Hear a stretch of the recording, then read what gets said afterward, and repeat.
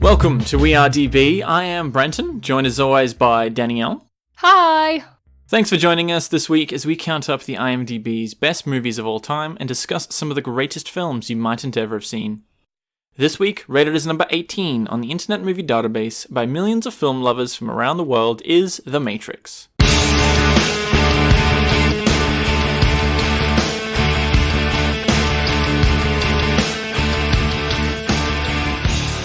Released in 1999, starring Keanu Reeves and Lawrence Fishburne, The Matrix is a science fiction action film set 200 years in the future. Based on an original screenplay, inspired by Japanese anime and martial arts films, The Matrix is written and directed by the Wachowskis. Now, the Wachowskis were credited as Andy and Larry Wachowski at the end of this, being born Andrew and Lawrence, but have since transitioned into Lily and Lana Wachowski.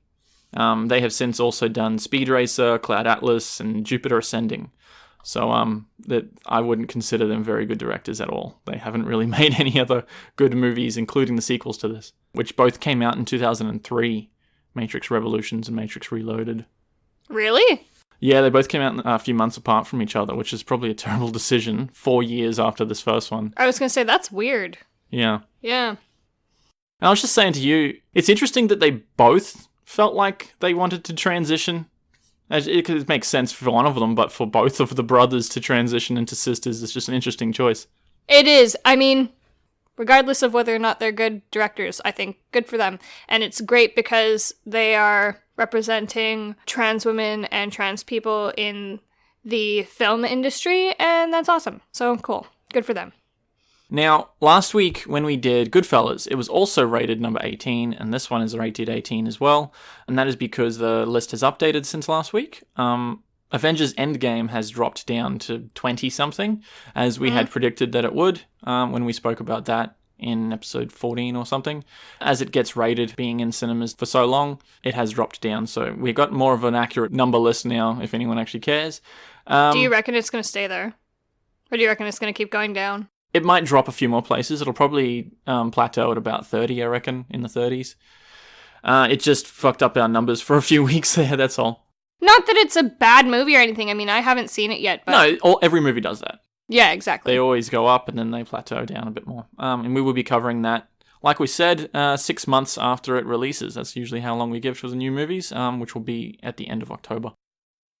And y'all, we've decided I'm going to watch all of the Marvel movies, which, to be perfectly honest, I'm not looking forward to simply because it's such a gargantuan task, but I think it'll pay off in the long run. You said that you think you will like it, though.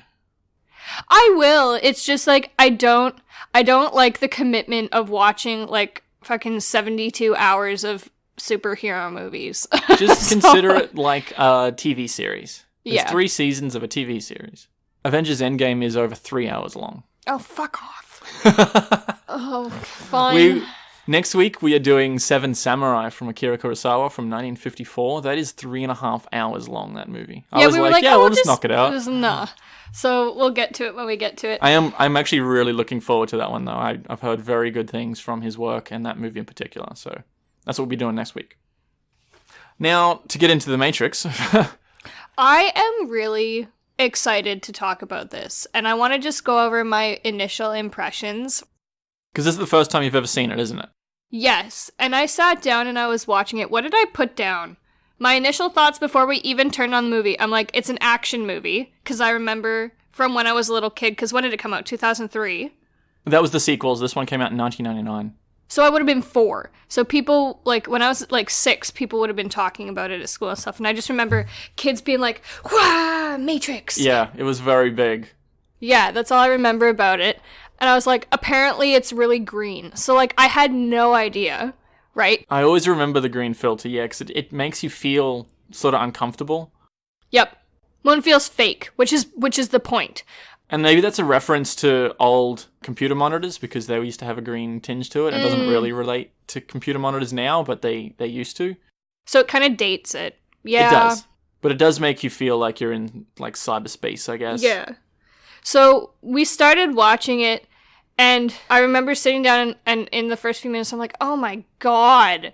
I was like, I don't think I'm gonna like this. It screams dumb 90s. Because, like, in the first 5 minutes, we see Trinity with her fucking slicked back hair and leather pants. And I'm just tight leather pants, yeah. What the fuck is this? Like, I'm just looking at it, I'm like, oh my God. Like, I have to sit here and watch this for 2 hours. And let me just say, like, it got a lot better. I'm really excited to talk about this. But it just initially presented, like, it wasn't compelling right from the word go. I would love to see a remake of this now with the technology, like, reflecting the technology and the computer capabilities that we have now. Maybe a better sequel rather than a remake or a reboot, because I think this first one is kind of fine. And also the CGI computers, robots would be a lot better now. Yeah. They could do some really fucking cool stuff with that. It is filmed very much like a late 90s, early 2000s action movie would. It feels like the first Spider-Man movie or that Daredevil movie with Ben Affleck, you know, or Triple X with Vin Diesel. These things are shot in a particular way that it's like, oh, that feels like 2000. It's almost cringy. It is these days, but it was so cool back then. Yeah, everyone's like, oh my God, action, kick-ass, woo! She can jump across buildings. Fuck. Yeah, it's like, we've fucking seen this before. Yeah, like, but you hadn't seen, like, bullet time to this extent before this film. Yeah. This is actually the first movie on the list that we're covering that's an Australian movie. It's Australian? Yeah, there are a lot of American cast and crew, which obviously most of the main cast are American, but everyone else involved in this is Australian. It was filmed in Sydney. All the city shots are Sydney. And all the extras are Australian. The woman in the red dress is Australian. Hugo Weaving's Australian. Who's the production company? Was it Warner Brothers? I don't remember. I was gonna say, like, that's the only thing that would make sense. Because there are quite a few studios around Australia, but there is Warner Brothers here. I was just gonna say, yeah, for people around the world who don't know, we actually live down the road from the movie studios. Yeah, on the Gold Coast, so that's something weird and new for me, because I'm from rural Alberta where nothing interesting happens in terms of, like, entertainment. So, like, to live down the road from a Warner Brothers movie studio that does, like, it's weird to me. They do quite a lot of movies here that you wouldn't think that they did. They did do Thor Ragnarok in Brisbane. Yeah. And there was also, like, that Dwayne Johnson movie, San Andreas. There was that Angelina Jolie movie, Unbroken. They recently did Aquaman and Justice League. Pirates of the Caribbean 5, I think it was. They do quite a few films here on the Gold Coast. But even in Sydney, they probably used the same lot as Moulin Rouge. Oh, really? Anyway. Interesting. So I did watch this when it first came out, and I had no idea what was happening because I was very young. And I also watched the sequels when they first came out as well, and I still had no idea. Had you actually, like, is this the second time you've ever seen it? Like, did you remember much about it? No, I had no idea what a Matrix was, obviously, in the early 2000s. Yeah. And then I went to school and I did lots of maths courses. And in my advanced math courses, we did matrices. And we did multiplications of matrices and learned what that meant. Which is essentially a grid of numbers. And they can be used for a bunch of different things, usually in algorithms and things. And you see that in the opening scenes of this movie. So I thought, now that I know what a matrix is, maybe watching the movie again will make more sense. And I didn't like it the second time as well. I still thought it was very confusing. It doesn't have anything to do with the Matrix, really. Like, the fact that the Matrix is a virtual space isn't actually related to what a matrix is in mathematical theory. Okay. But this is the third time I've seen it. And I will say that I enjoyed it a lot more than I did when I first watched it the first two times. It's a very cool movie. Like, in terms of the actual, like, if you get rid of the bad CGI and the cheesiness, it's a cool movie. This is why kids were talking about it at school. I love a good concept film. Yes. Like, this is on par for me with Arrival. And we all know how much I fucking love Arrival. So, in terms of the concept and the complexity of the concept and how it's presented, I love things where I can come back. You know me, Brenton. I'm like, pause it because I gotta say something. Pause it because I gotta say something. And you're just like, man, just chill out. We'll talk about it on mic in a minute. If I have that much to say about it, it means that I liked it a lot.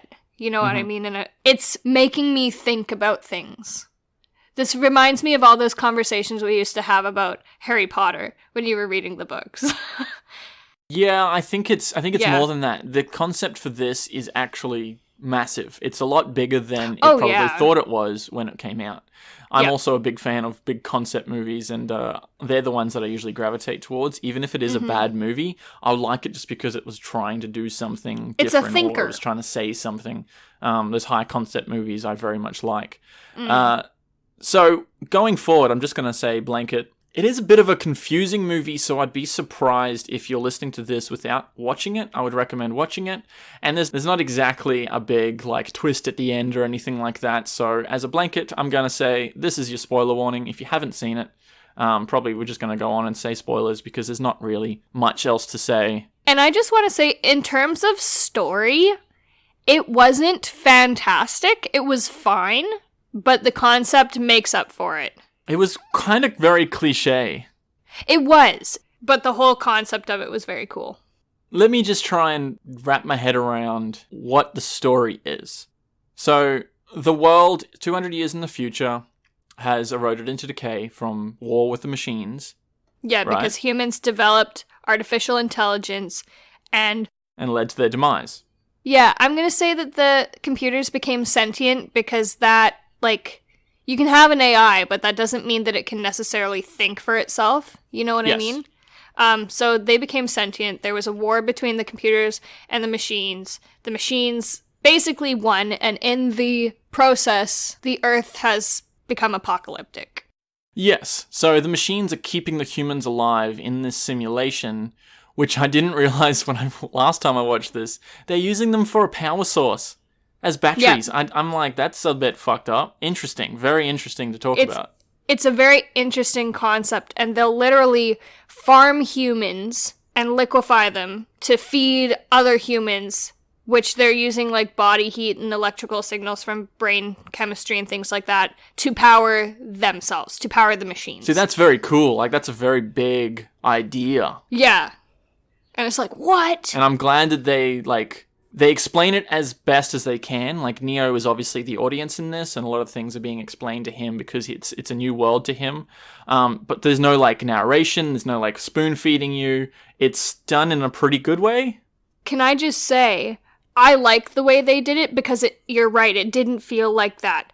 It had to be explained to him, and it didn't feel like, oh, they're just explaining it to him so they can explain it to us. Like, it was done in a natural way. Yeah, I appreciated that. There are some parts of this where I'm like, well, you probably could have done without that. There's a lot at the beginning. Yeah. But a fair bit of it is like, oh, that's pretty good, you know? Like, it's good storytelling.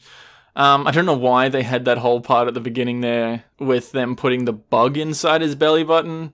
Yeah. That always gave me nightmares when I was a kid. Well, and it didn't make sense. Like, well, he's in the Matrix, so you're gonna know where he is always anyway. So, like, why do you need a physical bug that doesn't actually exist? Because... Well, this makes it seem that the machines don't have control of the Matrix, meaning that they need agents to physically go somewhere or see something. They're just as much along for the ride as the humans inside the Matrix. It's just a vessel, essentially. They don't have control. They can't see everything. But they can interact with it in a different way because... They're machines. Well, agents aren't even machines, they're programs. They're programs within a program.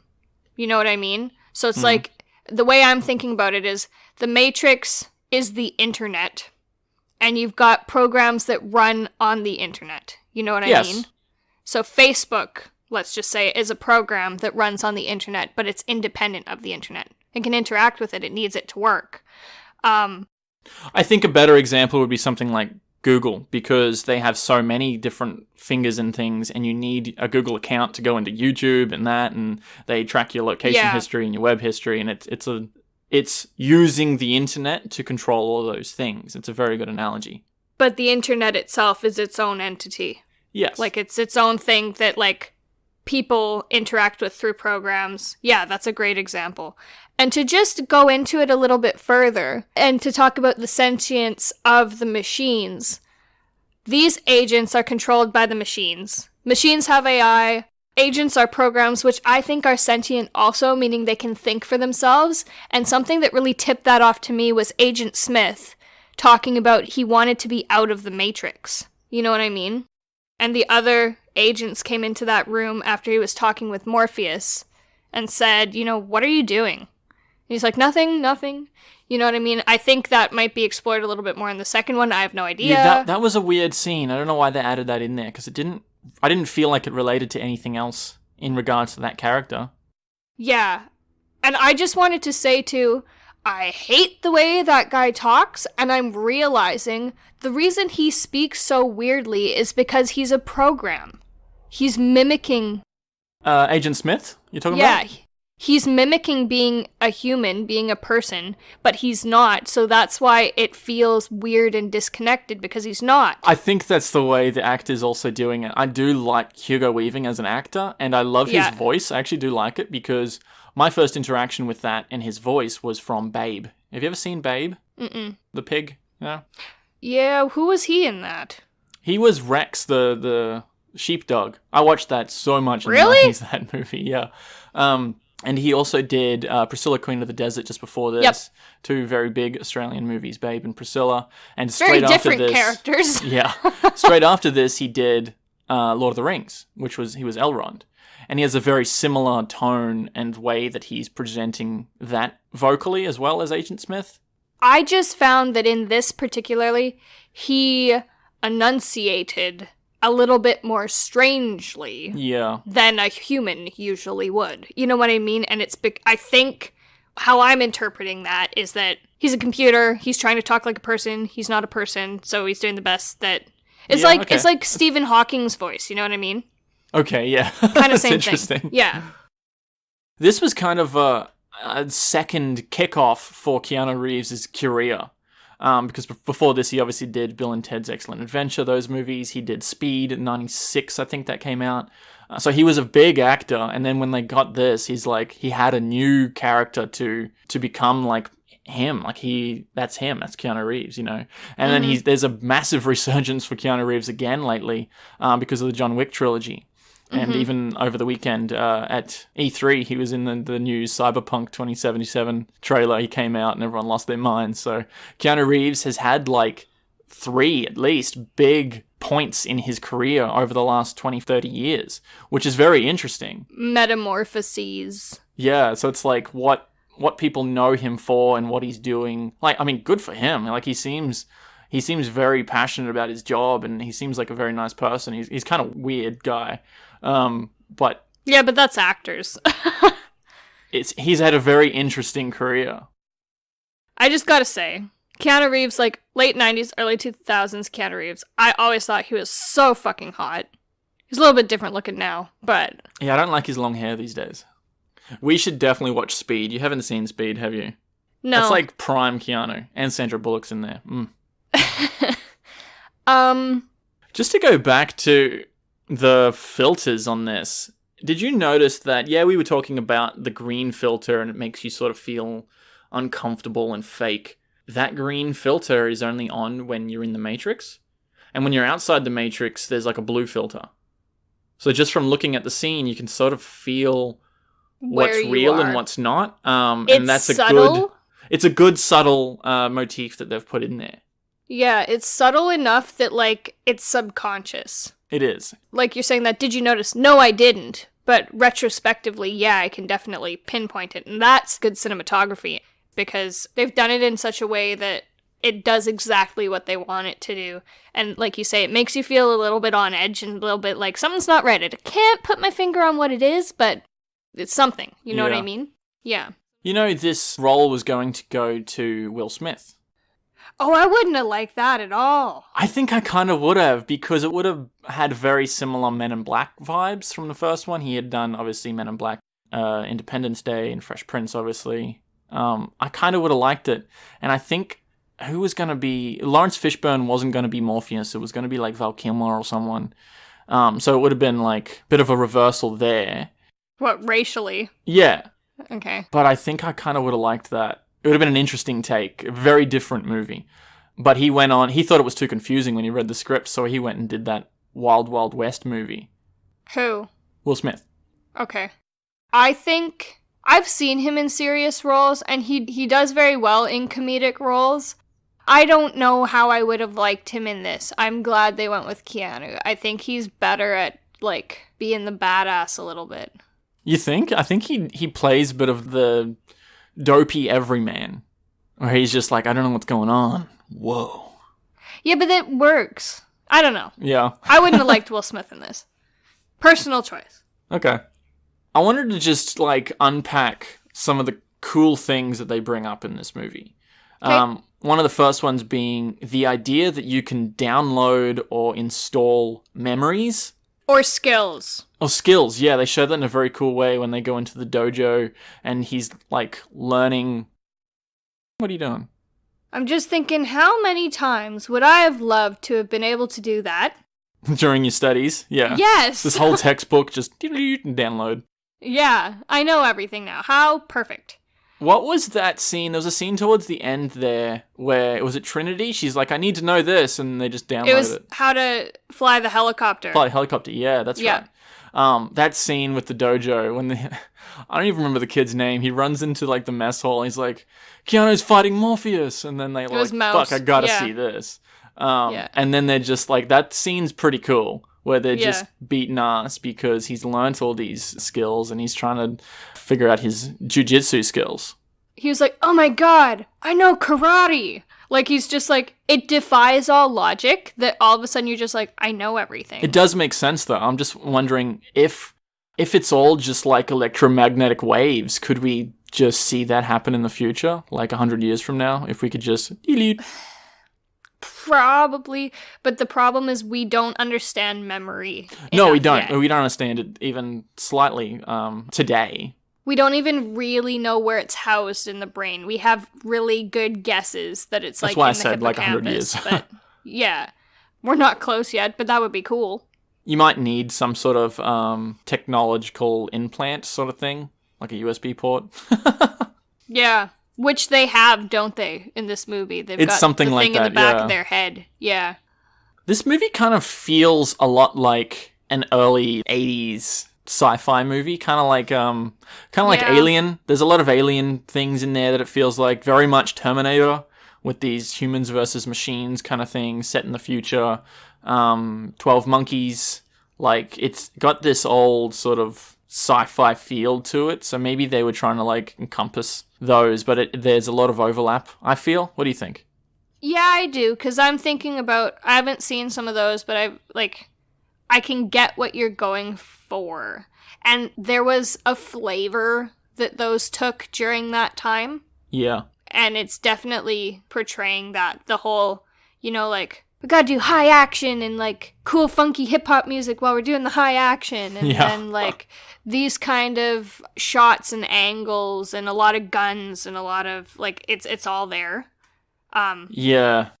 12 Monkeys is a good comparison, I think, because it's high concept also. It's kind of futuristic, apocalyptic. It's actually a really good comparison. Different concept, but it's still there. Yeah. Yeah.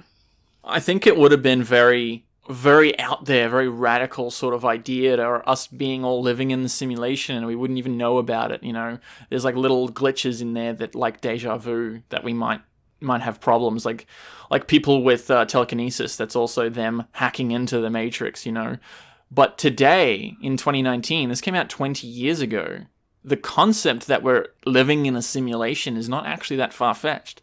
People have come out, people who understand it much more than me, like Elon Musk and Stephen Hawking, have said that there is a chance that we're living in a simulation. I just think that's much more widely accepted in just 20 years, let alone 200 years.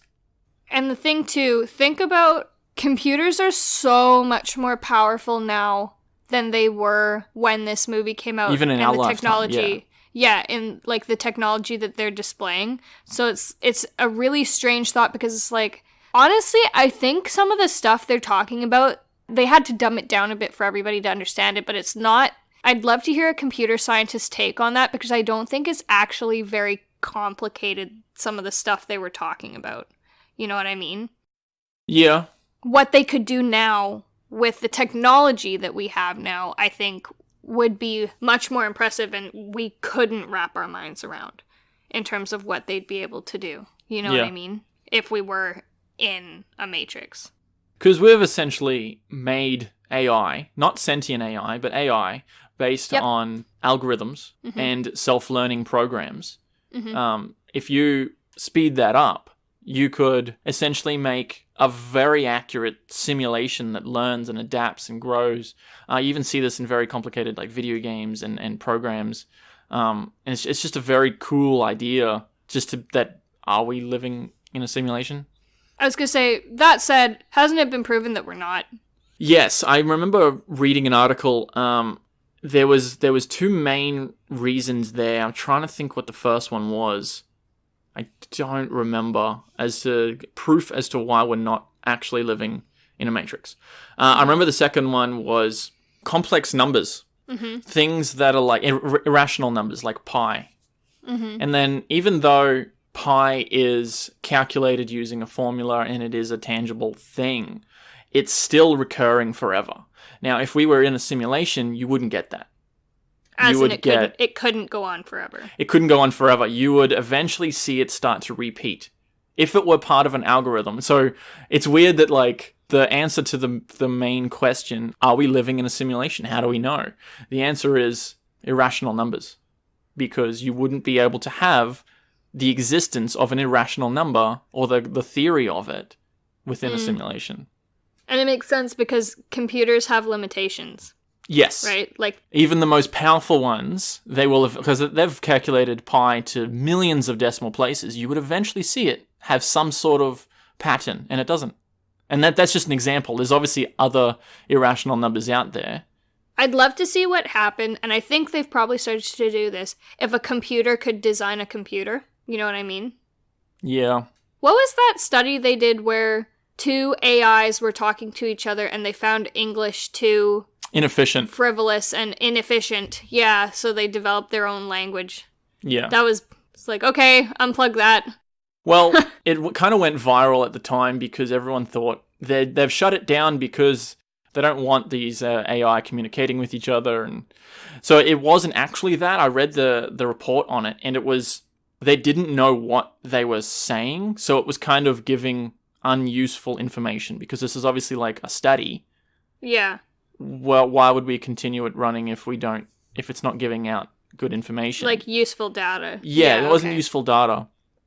Beside the fact that you don't exactly want these AI talking to each other, it's not like they were plotting against it. I know I've seen a lot of these trendy articles just being like conspiracy theorists. Essentially, yeah. And I'm like, well, it wasn't actually. That was probably in the back of their mind, but it definitely wasn't at the forefront as the decision as to what they were trying to do and why they pulled the plug on it. Definitely interesting theory, though, behind it. Big concept. There was quite a lot of parallels to this, to like religious symbolism and things. There was a lot of religious symbolism and a lot of symbolism, and I did a little bit of preliminary research just before coming to record, and I want to know what you think about it. And I also want to talk about the red blue pill in a minute, but Symbolism? We'll talk about Zion and stuff first. So Zion is the city of humans that have either never gone to sleep or have awoken and then been sent there, right? And it's somewhere safe from the machines. And there are these vessels going out underground, and they're like pulling people out of the Matrix and recruiting them and then sending them back to Zion. Is that correct? And that's what this is? As far as I understand, yes. Okay. And the ship and crew that we are looking at in this movie are on the ship Nebuchadnezzar. So let's talk about first what Zion actually is another name for the city of Jerusalem, the city of David, the city of God. Okay. The idea is that all of creation stemmed from Zion because according to, like, I don't want to call it Jewish lore, according to the Old Testament.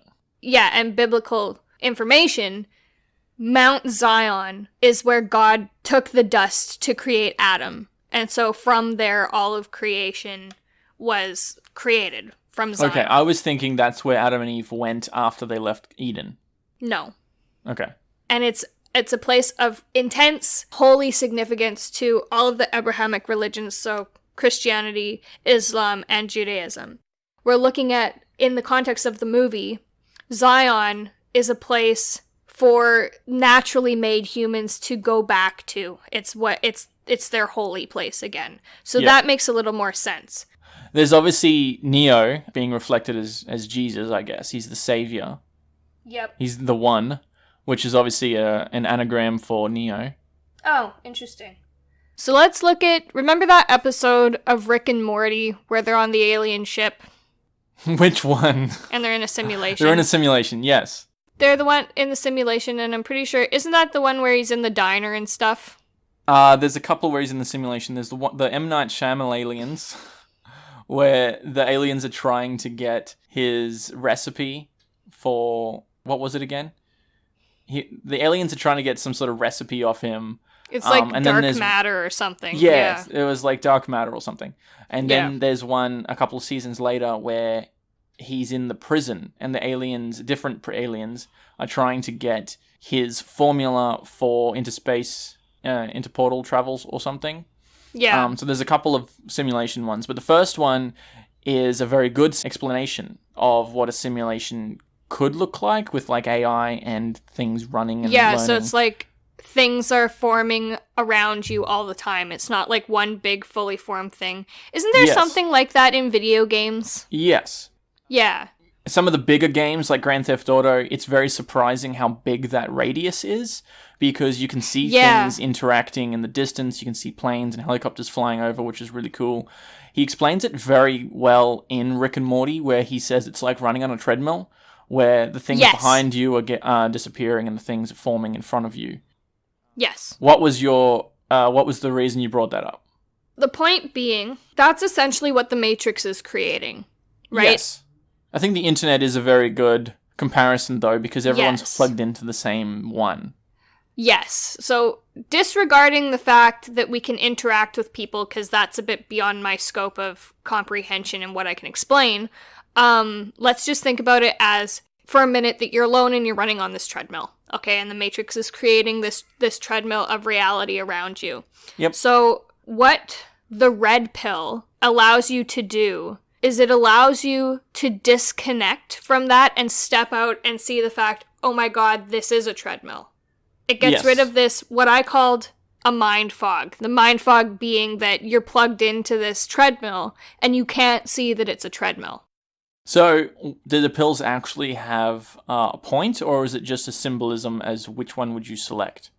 They did have a point. They were brain chemicals. Okay. And it's interesting because, again, too, are they running around with the Men in Black little mind eraser thingy? They don't need to. For the humans who are unplugged, the blue is that mind eraser. So you'll go back and forget about it. For the machines, you're already plugged into the Matrix anyway. So if you see something you're not supposed to, they can just write it into code and erase it from your memory. No, you can't do that for humans that are plugged in. You can do that for machines that are plugged in. You can't erase the memory from the humans that are plugged in. And you can't expect everyone to take a pill. That was in reference to seeing people do crazy things, like Trinity jumping across the buildings. It's like, whoa, look at that, you know? If that cop was a real person and not one of the AI, then he would have just seen that and you couldn't just mind erase them, like in Men in Black. You know what I mean? But you could, though, because think about when Neo woke up and then they take the bug out of him. He's like, holy shit, that was real?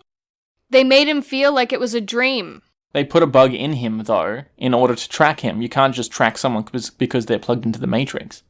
No, I know, but they could erase the memory of that happening or alter the memory of it because he thought it was just a dream.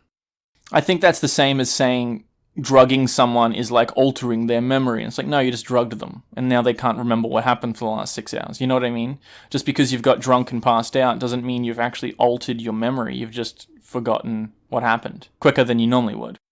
Yeah, agree to disagree. Okay. Anyways, that's what I just wanted to say, having a bit of an understanding of how rendering programs work, I found that really useful in watching this. What does that mean? You use a lot of creation software. I'm going to call it that because of what you study. So you do a lot of like working with vector drawings. You can create shapes and 3D shapes on a computer. Like, I wouldn't know what vector drawings were if I hadn't watched you doing your school assignments. I wouldn't know how rendering works. Like, we were even watching that Pixar video this morning about how rendering works to make things look like a 3D image, to make things look real. Yes. See, I wouldn't have understood that video as well if I hadn't worked with 3D Studio Max with my degrees. Exactly. But yeah, you have to like assign like a material and a function to them. They were explaining the hairs on Sully in Monsters Inc. And each one of those is following an algorithm as to whether or not the wind is doing this and gravity's doing that and forces are put upon it. And that's essentially what you're saying, because those 3D modeling softwares, a lot of the things in there can be associated with an algorithm. They move as their interactions with other digital space depending on what's happening in this algorithm. What I'm saying is that having an understanding of, first, that those programs exist, and second, a very, very preliminary understanding of what they do and how they work, has allowed me to not only appreciate the concept of this movie more, but it also helped me understand some of the things that happen. Which kind of goes back to the fact that I was saying in 99, this was a very far-fetched idea, but now it's not. Because these things have gotten better, more people have understood how they work, so therefore there's much more understanding as to what AI means and sentience and machines and these simulations. It's things like that do that. And that's a very good example, is yourself. Exactly. Let's just say before I met you, I wouldn't have understood this movie at all. Which I didn't. Having an understanding of how computers work, how programs work. Like you said, it makes this much more tangible to the everyday person, because it's like, oh, yeah, that makes sense, because computers can absolutely do that. You know what I mean? So I just wanted to point out that, I mean, I think you'll still probably enjoy it, but if you have an understanding of the capabilities of technology, I think you'll appreciate and understand this movie a whole lot more. Or why is he able to dodge the bullets at the end? Because he's able to see the code. They even show the shot there where he's able to see the code and he's able to move around in it. You got to sort of understand how computers read software in order to understand why can he dodge that bullet. And I'm saying that that's what that blue pill does on a very preliminary level, is it allows you to see what you're seeing for what it is. Like, it allows you to see the Matrix for what it is, not what it wants you to see. And then Neo being Neo and being the one is able to take it that much further. Because I don't think any of the other characters can see the Matrix as code when they're in the Matrix. I think that's something unique to him. That was an interesting idea early in the movie, is that he's a hacker hacking the machine from the inside. Yeah. And I thought that was cool. And they were talking about the very first person who had done that. They had freed people while he was inside the Matrix. Yeah. Which was interesting. I think it's very cool that they kept bringing it up a few times in the movie, and I'm okay with that, is there is no spoon. You have to realize that there is not actually a tangible thing, even though you can see it and you can feel it and you can, interact with it. You have to understand that it's not actually there, and that's what helps them sort of see the code. And I thought that was a very cool concept for me to understand how these things are done by the people while they're in the Matrix. And it opened up a conversation around things that they didn't even really talk about in the movie, but like you said, telekinesis, being psychic. Deja vu. Yeah, deja vu. Hearing voices. Things like that.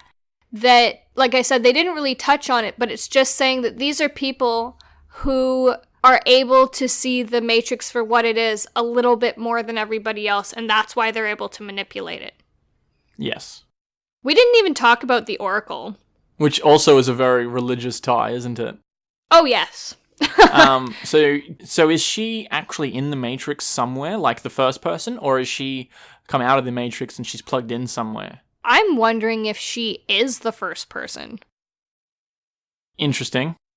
And I think she is plugged in, and I think her point is that she's fine to stay where she is, because it's probably more comfortable for her, but she's still able to help the rebellion while being plugged in. Can I just say, a lot of these things that we're saying, we're doing without knowledge of the sequels, which is probably a good thing, but yes, it could be contradicting things that are being just explained very simply in the sequels. So this is just from watching The Matrix. I'm interested to see the second ones, even if they are a bit shit. To go back to the religious symbolism, there's even the resurrection at the end. He gets shot and he wakes up. How the hell does that happen, by the way? I was going to say, yeah, he's Jesus. How does he wake up? And don't tell me it's because he's the one or because Trinity loves him. You know, he gets shot just like everyone else, but he just wakes up out of the Matrix. I think he is the one. Like, I think it is because he's the one that he's able to do that. Because he's figured out more than anybody else can that, like, just because you're dead in the Matrix isn't real. Okay, so for everyone You know what else, I if mean? you get shot in the Matrix, you obviously get shot in real life because your mind believes it at the core Yes. of it. So because he's the one and he's that step above everyone else, he's able to convince himself this isn't real. It's like, Yes. here's a good analogy. A toddler in a dream pissing themselves can't control themselves and they'll piss in reality. But an adult, if they're peeing in a dream, you can say to yourself, I'm actually lying down asleep, I'm not going to wet the bed. We Yes. have that extra level where even if we're like peeing in a dream, we won't actually do it in reality because we know that we're in a dream. So that's the analogy that I've got there, is he knows that he's not actually shot and that's how he wakes up. Or I could just be making that up. And then you start to see him too, like, he keeps getting shot in the Matrix and it doesn't even affect him. And then he can stop the bullets. It sort You know of what I did. mean? He could stop the bullets. But it was affecting him a bit, wasn't he? Convulsing? Yeah, I thought he because was. And then he died, and then he came back, and then he's getting shot, and he's not even bleeding anymore. You know what I mean? Yeah. And I think it is, like, I know you said before, don't tell me it's because he's the one, but I think it is because he's the one. Okay, he's that next level. But if the explanation was just think that, just believe it because he's the one, you know, without actually having an explanation behind it, that's what I then don't that's like crap. when movies do. Yep. They're just like, whatever, it's a MacGuffin, It's just like, go just along go with with it. Just go with it. and I hate that. Give me some sort of tangible, even if it's just one sentence to understand how this thing works. That's what I wanted. Did I give you that? I think so. Even in the name Trinity, that's a very religious thing. There's the Father, Son, and the Holy Spirit. They're known as the Holy Trinity. And what was up with that forced love story at the end? Was that just me? Where she's just like, I love you, and then she kisses him and wakes up. It's like, well, that was just tacked on. And she's like, the Oracle told me I would fall in love with the one who was the one. And it's like, y'all haven't even sat down and had, like, a real-life intimate conversation yet. Yeah. It's of such a cliche. There's a lot of examples of it out there. Yeah. They've been so busy, like, dealing with stuff. They haven't even talked to each other yet. Yeah, he's been awake for, like, 2 days. Yeah. It's like Cypher. He's like, you never brought me dinner. That's the only thing she's done for him. Yeah, you know what I mean? She brought him dinner that one time. That's the only, like, moment they've had for each other is that she brought him something to eat while he was passed out. Ooh. You know what I mean? You said, when we finished, you looked at me and you're like, well, that was a shit ending. Why do you think that was a shit ending? Because, like, okay, we finally got past the obstacle. What are we gonna do now? We're gonna end it. I'm like, nice. I'm gonna walk off into the Matrix. Yeah, it's like, I thought at least you were gonna, like, at least go to Zion or something first. Does he just, like, go on missions to help recruit other people from the Matrix? What does he do from here? We don't know. That's why it's shit. Okay. You know what I mean? Like, it's like, I'm not dead. Cool. The end. That's essentially it. Yeah, so I'm just like, well, you could, you know, like, there's a big old fucking hole in your ship. Are you gonna deal with that? The only way it could be more cliche is if it, like, cuts to, like, a dead Agent Smith and his eyes open just as the credits roll. Exactly.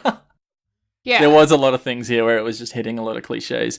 So I think it was a really cool movie. It did some really cool things. It had a lot to say, and I respect that. I enjoyed it. It's like the ending of 3 Billboards. Yeah, but I think 3 Billboards does it in a much better way. Oh, they did, but it's like, okay, cool. Like, we're at that climax. I want to see what happens next, and then it ends. And I was so excited to keep going with 3 billboards, and then it ended. And then it ended. So it's the same kind of thing for me. Yeah. They even had to, like, create their own camera rig that, like, hadn't been invented just to be able to do some of the slow-mo bullet time shots that they do in this movie. So I really appreciate that and the things that it's saying. But all in all, I don't think I like it. I don't think I ever have liked it. And I wouldn't rush to watch it again. I respect it from a distance without liking it. I was surprised because I'm like, without any knowledge of what it was, I'm like, this looks dumb. And I'm like, but it's number 18 on the best I movies know. of all time. Well, I could still think it's dumb. We know me. I tend to like movies that aren't great. I surprised myself in that I liked it quite a lot. So that was cool. And I like the concept. I'm a bit disappointed to hear that the sequels are going to be a bit shit. We'll see if I actually think that. I'm excited to see where they go with it. Because, like I said, a lot of that religious symbolism wasn't even touched on. It was just like, let's assume you know what Zion is. A lot of people won't. Well, there's a lot of series that do that. Like I hate to keep bringing it back to Harry Potter, but there was a lot of mythology and things in just the names. You didn't have to go into explaining it. It's just there with the symbolism. That said, if you know what it means, it gives you a deeper level of understanding and appreciation. So I'd almost like to do my own research and watch this again to be able to pick up on some stuff. I appreciate fiction that does that. I do. Well, even with the name... What was the name of the ship again? Nebuchadnezzar, right. It's not like they called the ship the Ark and Zion wasn't called Eden. Like, it wasn't straightforward. It was like, if you know this, you'll get it. It wasn't obvious. And I like that better, but you do have to have that understanding in order to even get the inside joke. Yeah. So I liked it. Honestly, I think it's on like the same level as Mission Impossible for me. Like, I enjoyed it. The first one? Actually, I take that back. I didn't like Mission Impossible that much. The first one? Or the series? The series thing. I didn't like the first one. I thought it was dumb. I think the first one's the second worst of the 6. Okay. Obviously, the second one is the first worst. It was terrible. It was so bad. No, I would recommend this. I would. It was quite good. Especially if you're into high concept films. This one's definitely up there. Also, I'm going to say it again for the 15 millionth time. Go watch Arrival. That was fucking amazing. Or listen to our episode on Arrival after you've watched it. And give us some recommendations if you've got some high concept films that you've really enjoyed, because we like a good concept film once in a while. So let us know what's your favorite. You know what I mean? What are some movies that you've really enjoyed that are thinkers? Give us some recommendations and maybe you'll see it. If it's on the list, you'll definitely see it. And maybe you'll see it in an honorable mention. And you can reach out to us. We're most active on places like Instagram and... Send us to our email. Or email, yeah. We're on the website. Check us out on all the socials. We have been Danielle and Brenton this week. Thanks for joining us. Feel free to subscribe wherever you get your podcasts. And like I said, check us out on all the socials. Comment on SoundCloud. And until next week, thanks for listening.